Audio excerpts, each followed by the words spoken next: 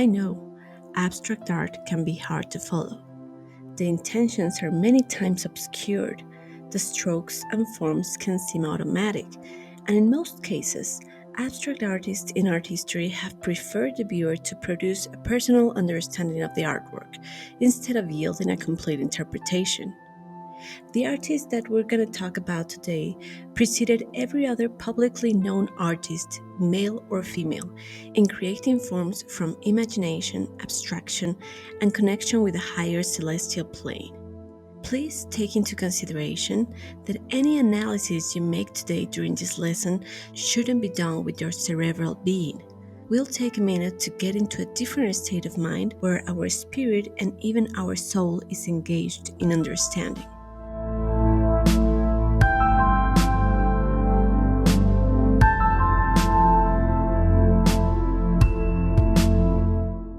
HILMA af Klint was born in Stockholm, Sweden, the 26th of October 1862, as the fourth of five children. She studied art at the Academy of Fine Arts in Stockholm and made her living through conventional paintings of landscapes and other naturalistic themes, working in a symbolistic style or in a post-impressionist manner. But behind the scenes, she was creating a large body of her life's work, so different from what was accepted by the Academy and public in general that she chose not to have it exhibited until 20 years after her death. Leaving more than 1,000 works and 125 notebooks to her nephew Eric F. Klint, she instructed him not to even open the boxes of her abstract art until 20 years after her death in the late 1960s. We have to consider then that she created work for a future in which her own present would be long gone. In fact, in 1970, her entire collection was offered to the Moderna Musette as a gift, and they refused it. But going back in time to her first creations, it is known that Hilma af Klint was always interested in pursuing arts, but it was in 1880 when a terrible incident changes the course of her life. Hermina, her younger sister, dies. Hermina was 10, Hilma was about to turn 18 some days later, and this probably made her interest in the higher worlds truly urgent and important as she started trying to channel higher forces and receiving message from beyond, possibly trying to connect with Hermina. After abandoning the figurative naturalistic language, Hilma af Klint assumes that there is a spiritual dimension to existence and wants to make visible the context that exists beyond what the eye can see. Like other of her contemporaries, she is greatly influenced by the spiritual currents of her time, particularly Spiritism, Theosophy, and Anthroposophy. But for her, it is not only a movement, it is part of her nature. Those who knew the artist describe her as sober, reserved, even tempered, and friendly. She was not prone to emotional outbursts. It is all thought of and calculated. Her paintings and drawings emit an aura of invisible dimensions that exist beyond the visible world, a connection from our reality to the spirit of the cosmos. F. Clint believes that all knowledge allows us access to the divine, and in that I agree. That it opens us not to phenomena, but to the spiritual and the sublime. Evelyn sought to expand her consciousness in order to gain a wider perspective on what we perceive as reality. Consciousness remains one of the deepest mysteries in our time, a subject still explored in neurology, psychology, and quantum physics. As part of her spiritual practice, Clint meditated, became a vegetarian, and studied theosophy and Rosicrucianism, esoteric schools which sought to bridge the gap towards a deeper spiritual reality through focused attention on intuition, meditation, and other means of transcending normal human consciousness. The evolution series, for example, is also known as the seven pointed star series, which in the Christian tradition exists as a symbol of protection. The 7 points of the star refers to the perfection of God and at the same time to the 7 days of the creation. Love, spirit, strength, prosperity, purity, memory, and peace. So, yes, her work is all about the evolution of consciousness. You may think, how does this all come together? Science and religion, calculating and at the same time listening to inner voices and visions. The boundaries between these two domains are often more blurred than we like to think. And Ilma af Klint had to fight against the misinformed beliefs of scientific conventions of her time. For example, she grew up in a time when men of science published essays on how higher education made women sick, claiming that it could cause nerve damage and it often led to death out of exhaustion. These, ladies and gentlemen, happened less than 150 years ago. It is not ancient history. Over a period of 10 years, Af Klint met weekly with four other women, known as the Femme, the Five. They hold seances and train their capability to access or channel higher levels of consciousness through contact with the spiritual guides known as the Masters. They did this through the practice of automatic drawing, a drawing without thought, with the belief that spirits could control the artist's hand to send messages through art. The group compiled their work into the making of a book, for which she created over 1,200 paintings and 100 texts. These meetings were meticulously recorded in writing, describing how the women took turns to wield the pen, but individual authorship was not important and rarely indicated on the drawings.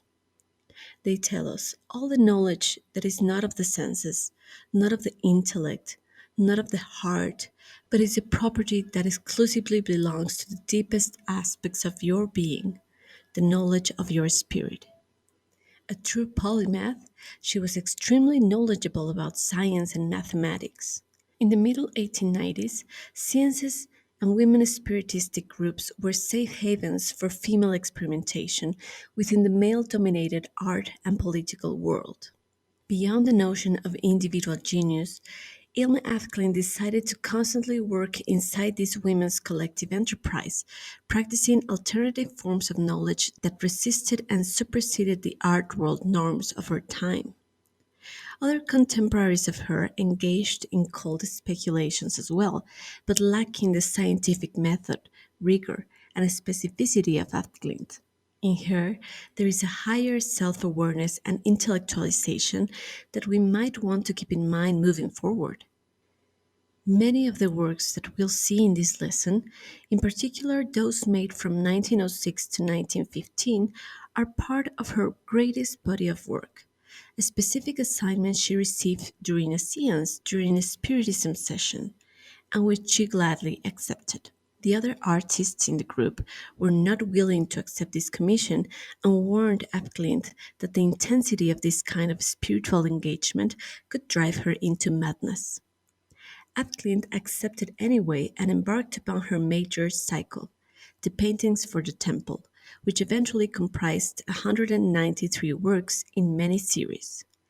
Even after finishing the commission, she worked hard to understand the deeper meaning embedded in these works. She even designed the temple that would hold this exhibition. She imagined it as a white, round, spiraling building moving upwards, leaving the pieces to speak for themselves. I think Hilma would have been very happy to attend the Guggenheim's exhibition of her work. The artist described how she painted the series as a medium where shapes, colors, and compositions came to her. Although she perceived these works as flowing through her guided hand, she very much applied all her skills in the process. She worked methodically and sequentially in series, dividing these series thematically and formally, and focusing with each group of paintings in different aspects of cosmic and human evolution. In the series Primordial Chaos, for example, she devoted herself to the idea of the creation of the physical world, answering the question, where does it all come from? This primary sequence appropriately investigates origin and the primordial essence of the universe in all of its manifestations. We see elements of the feminine such as the deep blue, the eye, the oval, and the spirals, and the masculine, like the yellow and the hook. When the two colors combine, they create a harmonious green, implying that marriage of polarity is spiritually important. These works are full of the energy of creation, of symbols of fertility and rebirth. For the art critic Mark Hudson, the artist's use of symbolism makes the world feel closer in spirit to much later surrealism than to abstract art per se. F. Klint's abstractions does not abandon reality, but instead emphasizes it, transmitting on new frequencies that we as viewers may need to align with before judging too harshly. F. Klint described this work and its relationship to the spirits in various ways. Of one of the series painted in 1907, she said, "The pictures were painted directly through me, without any preliminary drawings and with great force. I had no idea what the paintings were supposed to depict. Nevertheless, I worked swiftly and surely without changing a single brushstroke." However, in another description from around the same time, the spirits had less direct control. It was not the case that I was to blindly obey the high lords of the mysteries, but that I was to imagine that they were always standing by my side. These descriptions changed more drastically after F. Clint paused the project in 1908 to take care of her blind mother. When she resumed the project in 1912, she no longer described her process as an external spirit acting through her. Instead, she said she was receiving and then interpreting messages, thus giving herself more subjective control over the process. Although there is no singular meaning, we get a sense of bravery in her artistic inquiry, an ecstasy of mystic self transcendence, and the joy of feeling connected to one's own creation.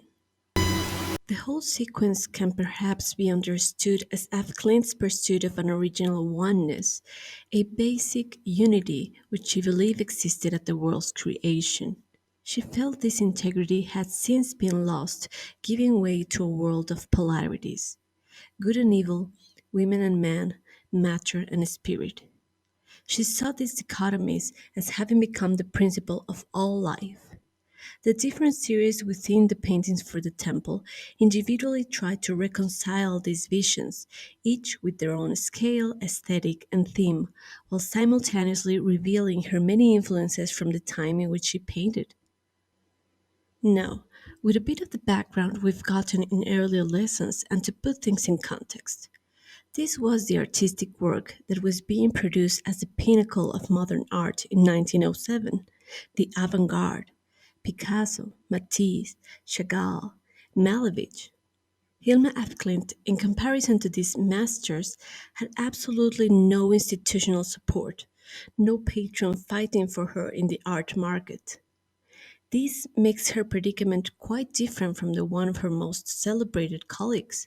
Let's think once again about the career of a Matisse or a Picasso. What would they have been without all the collectors, the gallerists, the critics, the museum directors, all lobbying for them and cheering them on? Imagine F. Clint painting her huge canvases on the floor of her studio, on large sheets of paper later glued onto canvas. So many years before Jackson Pollock attempted the same connection to altered consciousness and creating these symbolic and sensational masterpieces. Then to have the vision to understand that the world was not ready for her art, would not understand it, or had no way of comprehending the enormity of her artistic inquiry. To leave a radical body of work, unprecedented in its use of color, scale, and composition, which she hoped future audiences might be better able to sense and decode, all just in the hope. In 1911, Hilma af Klint joins the Swedish Female Artists Association. This association was established to support female artists in order to get more commissions, more exhibitions, and more attention in general. Af Klint served as a secretary for a while, only exhibiting her academic work with them, but leaves the work soon after. She then travels to Switzerland and tries to convince Rudolf Steiner, Austrian philosopher and then leader of the Theosophical Society in Germany, to show her work. This effort was also in vain, as he had already visited her studio in Stockholm and was utterly unimpressed. Af Klint had sought Steiner's response to her work because she admired him as one of the most prominent spiritual leaders of the time. However, Steiner did not understand the message of her work and questioned her way of painting and her mediumistic role.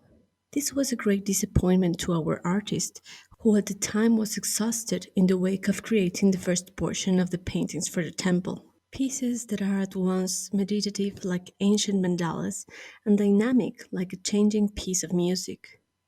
As we've seen in the last images, the 10 largest are truly unlimited, completely unaffected by any concept of place and time. Across 10 canvases, we see swirling shapes in soft pastel colors, rhythmically interacting with cursive letters, pulsating around petals, ovaries, flowers, spirals. All in all, an exploration of the human life cycle, from childhood and youth to adulthood and old age. She painted as if moved indeed by a superior force, extremely quickly. All 10 of the 10 largest were finished between October and December of 1907, which is especially notable considering their scale. In any case, the object is to get the viewer to envelop themselves in the emotional mood of the painting, to pause, contemplate, and metaphorically fall into the work and be absorbed in its atmosphere. The fact that many abstract paintings like Klint's are so large is no accident. It's easier to achieve this effect when the work fills your visual field. Throughout her life, Athklint took copious notes. She came, after all, from a family of naval officers and nautical cartographers, so she approached her artistic practice with the same structured rigor. After completing the paintings for the temple, the artist tried to methodically gain an overview of her work and its possible meaning. In the spirit of a scientific researcher, she edited and reorganized her early notes, created a dictionary of the symbols that appeared in her paintings, and cataloged all the works in the paintings for the temple in a portable portfolio. Athclid understood all of it as a unified project, a testament to the fact that she believed her work to have higher purpose. In the series Evolution, quite different from the 10 largest, there is a bigger interplay of polarities male and female, light and darkness, good and evil. Compositionally, these works strive to find a balance in horizontal and vertical mirroring. Hilma af Klint's exploration seems aligned with the Theosophy's notion of evolution as a spiritual process, extending beyond the biological perspective on human development that, with the publishing of Darwin's The Evolution of the Species 50 years earlier, had gained widespread notoriety. In this way, the series echoes the scientific quest of the time for a deeper understanding of man's evolution and place in the world. In this canvas of the evolution series, the creation story is referred further through the presence of Adam and Eve. The couple are taunted by two large black serpents, making reference to the snake in the Garden of Eden that tempt the humans to eat the forbidden fruit from the tree of knowledge. Swimming sperms and balancing eggs show the viewer that the man and woman are in the process of physical reproduction as well as a spiritual union. Abstraction and figuration coexist and are represented without hierarchy. This series ends the first part of the paintings for the temple. Before her work came to light, Vasily Kandinsky was believed to be the first to create purely abstract paintings, but Avklint's predates both his and other famous contemporaries such as Piet Mondrian and Casimir Malevich by several years. In fact, it was in 1935 that the Russian painter wrote a letter to his New York gallery owner claiming authorship of the first abstract painting, a work painted in 1911. He said, "Without a doubt, this is the first abstract painting in the world. It is, in other words, a historical painting." So sure of himself. There is no evidence that Klimt and Kandinsky ever met, but they did show their work in the same exhibition in Malmö, Sweden in 1914. af Klint was included in the Swedish section, and even though she was already making abstract art by this time, she exhibited a more traditional landscape painting. Kandinsky's abstract work was presented in the Russian section. If we take a deep dive into the concepts and intentions of all these male artists at the turn of the century, as we will surely in future lessons, we'll see that Ilma af Klint was not the only one moved by esoteric or spiritual energies in human nature. Kandinsky, Mondrian, Malevich were all influenced by contemporary spiritual movements such as theosophy and anthroposophy too. As they sought to transcend the physical world and the constraints of representational art. Of all the arts, abstract painting is the most difficult. It demands that you know how to draw well, that you have a heightened sensitivity for composition and for colors, and that you be a true poet. This last is essential. Do you think Ilma af Klint covered these requirements? Apart from the importance of his painting, Vasily Kandinsky is an artistic institution also for his written work, composed of numerous essays of undoubted value. One of Kandinsky's great publications was Of the Spiritual in Art, born in 1912 as a critic to the art of his time. He had as well unquestionable importance for the Bauhaus school, where he not only taught basic design and advanced theory, but also abstract painting classes in which he developed widely and extensively his theories about color and the psychology of color and shape.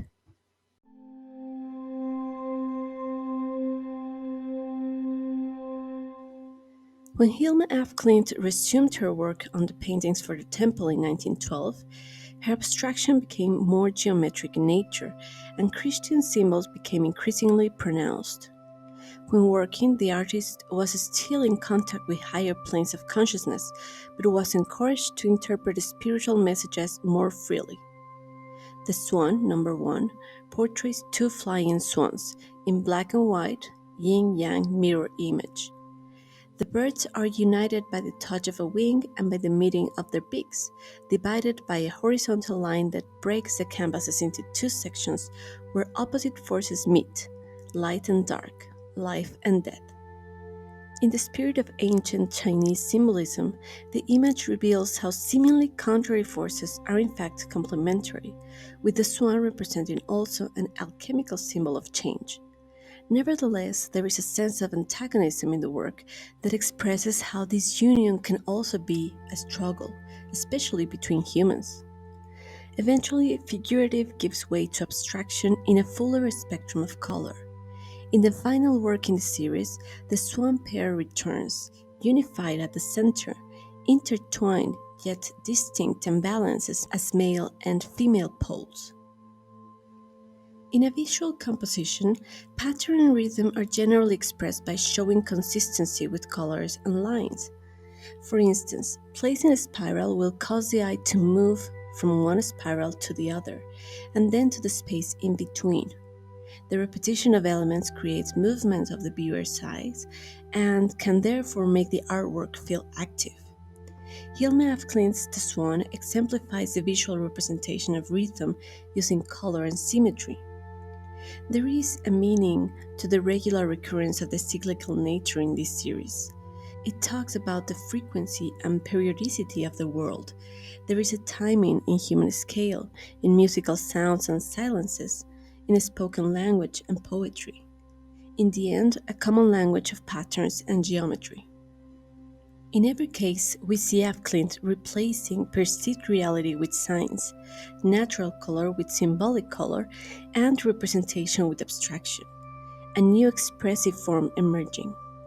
But most of her work, as revelatory as it may seem, leaves us with more questions than answers about how the universe is built. I can only imagine all the criticism she had to endure, all the opinionated public in the art world who expressed total rejection towards her creations.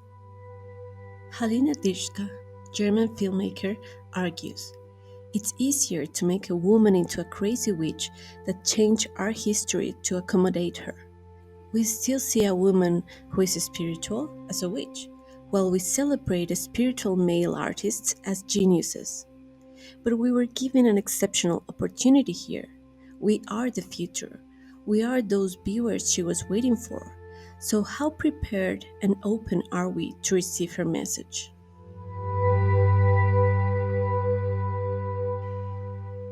After taking a 4-year break from the paintings for the temple project, Av Klint claimed more control over what she painted. These final pieces all date from that period. The imagery became more geometric and more connected to the Christian and theosophical iconography, perhaps inspired by her study of Christian religious art in Italy. Looking back to an earlier golden age and forwards to another one, the painting brings to mind an Egyptian temple, which, using a highly developed intuitive intelligence, was built in line with the rising and setting sun. The pyramid is an equilateral triangle divided into rainbow building block sections, with a run of oval discs adding more stability as a spine down the center. The sun rises above, and all of the saturated, highly colored shapes are set against a black background. Each one of these wide spectrum of colors has symbolic meaning within theosophical and anthroposophical spiritual theory. Furthermore, the triangle is an ancient symbol which points towards enlightenment, connecting the material and the spiritual worlds. Hilma af Klint understood the three powerful altarpieces as the essence of the paintings for the temple. These works capture the two directions of a spiritual evolution: the ascension from the material world back to unity, the triangle representing humanity reaching up towards heaven, which is the underlying journey of all spiritual life, and the descension from the divine unity into the diversity of the material world, the inverted triangle. In the third and final painting, a small six-pointed star within the larger golden circle is an esoteric symbol for the universe. The truth is, no one painted like this at that time. Remarkable color combinations, monumental formats, and shapes that are at once both organic and otherworldly. Hilma moves freely without limitations of scale or technique, jumping from the grand canvases we just saw to a series of very small experimental pieces. The Parsifal series from 1916 is a numbered sequence of 144 works on paper that are divided into groups, then divided once again into multiple parts. The series title may refer to the Arthurian legend in which Parsifal, one of the knights of the Round Table, takes part in the quest for the Holy Grail. Like the legend itself, these paintings represent a search for spiritual knowledge through various levels of consciousness. The images explode with chromatic gradations of color as the artists work through different formal permutations to develop a visual rhythm in the overall series. Tiny cryptic symbols are inscribed throughout, as are the Swedish words marking direction: nedat, downward; framåt, forward; bakåt, backward; utåt, outward; and inåt, inward. Parsifal's journey also mirrors the artist's own process in the inward journey she has undertaken by accepting, completing, and trying to understand the paintings for the temple. It has been suggested that Afklin's spiritualism is one of the reasons her works failed to be taken seriously, but the truth is this was caused mostly by her female condition. She was working at a time when women were not allowed to be creative, when they weren't supposed to make things that were new and radical. Take, for instance, this comparison. To the left, a piece of the Parsifal series, created in 1916, versus the homage to the square created by Joseph Alberts in the 1960s, 46 years later, but causing a much greater impact. In the series The Tree of Knowledge, Hilma af Klint maps the different spiritual planes of existence in order to picture this complexity of being and the connection between the earth and the divine. Af Klint used vectors to map the movement of forces through space in a style reminiscent of scientific diagrams. It was part of her effort to translate the three-dimensional world into a two-dimensional plane. In Tree of Knowledge, the artist returned to the theme of the beginning of the world, but approached it from a much more explicit Christian perspective. With their detailed and ornate rendering, curved lines, color palette, and motifs drawn from nature, the canvases recall Art Nouveau patterns, which were very popular at the time. Not only was the scientific community interested in how one captures and records through instrumentation the scientific realities, but people that were interested in the occult and in the spiritualist realms were also interested in how, through mediumistic and clairvoyant interaction and empathy, one could record some of these phenomena as well. Many of these works are characterized by a geometric idiom and involve analysis on both the macrocosmic and microcosmic level of nature going through a process of development and always moving towards oneness. Hilma af Klint's spiritual cosmos is expanding more and more. It already covers high vibrations, higher beings, chakras, waves of forces, elemental spirits, guardians of nature, angels, and so many other beings. It revolves always around the idea of reunion of opposites, and although we see symbols for different world religions in Tree of Knowledge number 5, it goes principally back to a Buddhist source, as we can't forget that one of her deepest voices is the one of Ananda, Buddha's favorite disciple. Of all that is beyond our most immediate understanding, Af Klint explored another aspect of life that cannot be perceived by the human eye, the world of atoms and their energy, a science popular at the time. All the works in the series feature two renderings of an atom, a large one in the lower right, which represents the energy of a physical atom, and a smaller one in the upper left, which represents the atom on an etheric or metaphysical plane. The discovery of atoms, subparticle waves, electromagnetism, X-rays, etc., were seen as proof of an invisible reality beyond the perceptible world. For Klint, atoms and thus humans were spiritual entities connected to the center of the universe, and she was excited to explore, as many of the thinkers of her time, and observe a dimension outside of our most basic existence.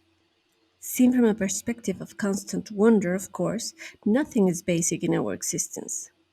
Throughout her life, Hilma af Klint had a deep interest in nature and botany. Her early botanical studies, up to the late watercolors, conveyed that she was not only a keen observer, but also possessed an analytical mind which she could apply in her endeavor to perceive aspects of existence beyond the visible. Her studies reveal how she shifts continuously between a naturalistic focus to diagrams of the spiritual essence of the botanical subject. In her systematic investigation, she enlists properties the plants reflect on her: joy, humility, devotion, an attempt to connect and not only to contemplate. Her imagery is full of symbols, letters, words, where symbols are like doors into another dimension. For Hilma af Klint, her entire work was about conveying the messages she received and to shed light on the greater existential issues.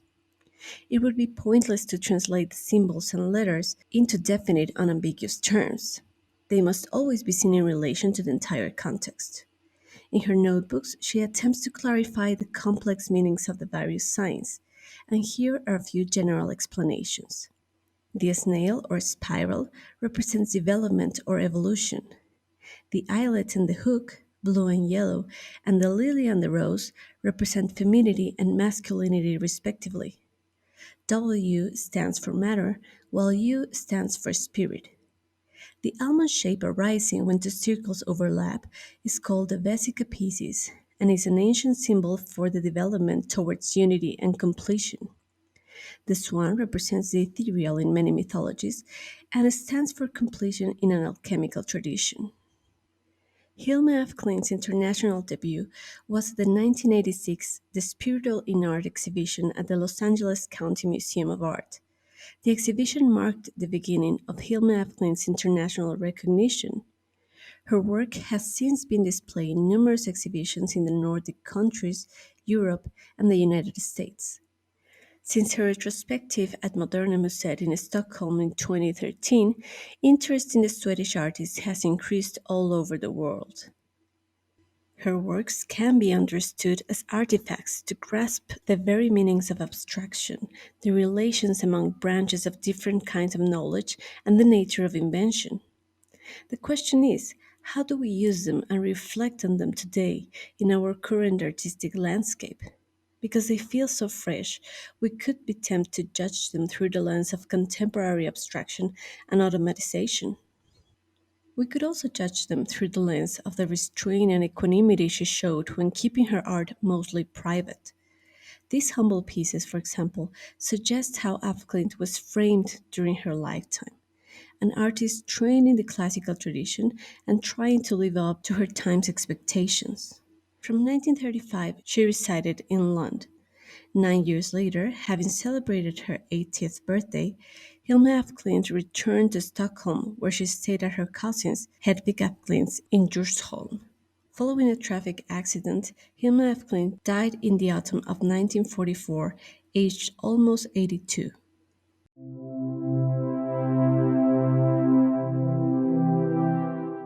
She certainly understood the implications of making an artwork that didn't visually represent anything. What differentiated her from other insider modernists is her decision to keep her most forward looking work out of the market. Her pieces offer themselves to us in multiple dimensions, to be seen through so many different interpretative filters. They will definitely mean something different for those of us interested in science, math, linguistics, modernism, feminism, color, politics, and the history of aesthetics in general. She specified that her exploratory work should be understood as one body, and I would like to invite you to decipher with your core the meaning of this highly spiritual and subjective form of art. Thank you again for joining me in this Powerhouse art history lesson, and thank you from the bottom of my heart for supporting this channel. Please leave your questions or comments below, as I would love to engage and discuss all about this wonderful artist. See you next time.